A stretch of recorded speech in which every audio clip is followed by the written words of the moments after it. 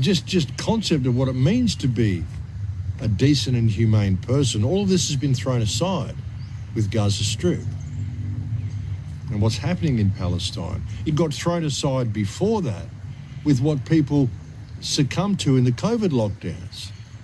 How people who wouldn't take the vaccine and wouldn't wear a mask and were calling this out as a fraud were just being shunned by the majority of society. And the majority of society was saying, they deserve to die. Like terrible, terrible things they were saying about the people who stood against the complete erosion of freedoms and the psychological and physical attack that was put on the people that was the COVID scamdemic, which was a complete scam. And they lied to us. They tried to kill so many people with vaccines. They did kill so many elderly people.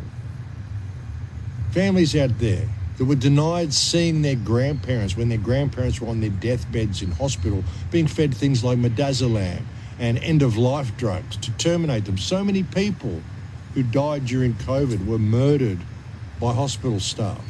So many. And people were shunned. You weren't allowed to go to work. You weren't allowed to open your business. You weren't allowed to have anybody around. None of it was based on any medical reports at all. None of it was based on any medical information. None of it had any standing at all. It was all completely and utterly government overreach right from the start. We lost so much of our humanity through that. And then moving it into what we are now seeing happening in Gaza Strip. A world of children.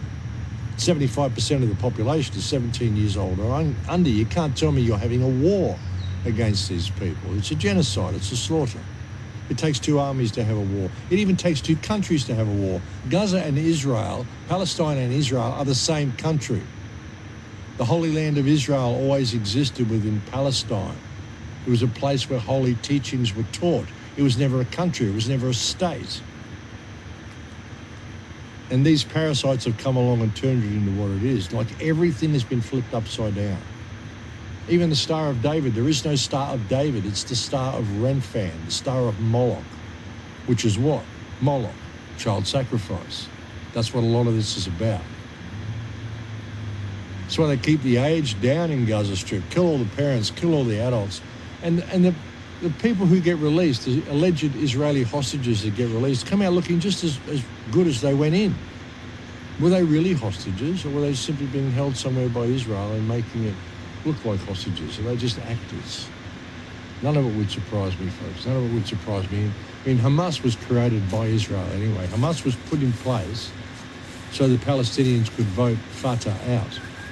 And then as soon as Hamas was voted in, with a small majority, 52%, they were declared a terrorist organisation, and Israel locked Gaza down and put it under an illegal blockade, which it has remained under for the last 20 years. Benjamin Netanyahu himself said it's important to make sure Hamas is well funded and well looked after in order to prevent the formation of a Palestinian state. And they made sure that West Bank was governed by Fatah and the Palestinian Authority, and Gaza was governed by Hamas, so they would never meet and unite and never talk about a solution that was going to help all. Gaza was basically put under military rule by Israel.